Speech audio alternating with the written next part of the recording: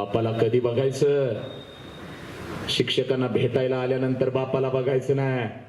शिक्षकाला भेटायला आल्यानंतर बापाला बघायचं नाही. दिवाळीमध्ये नवीन कपडे तुम्हाला घेऊन देतो तेव्हा बापाला बघायचं नाही. बापाला कधी बघायचं? रात्रीच्या 2 वाजता उठायचं, जिथं बाप झोपलेला असतो तिथं जायचं आणि बापाला बघायचं.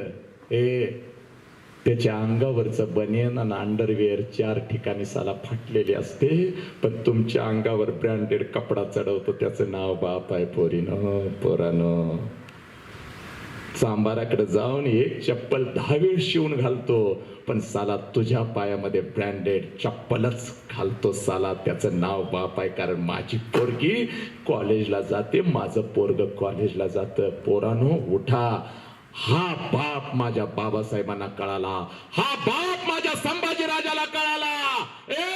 म्हणून शत्रूला सांगतो, चाहे मेरे इस शरीर के टुकड़े टुकड़े कर दे, ये स्वराज्य तेरे चरणों में मैं नहीं रखूंगा, क्योंकि ये स्वराज्य मेरे बाप का, आबा साहब का है, छत्रपति शिवाजी राजे का है.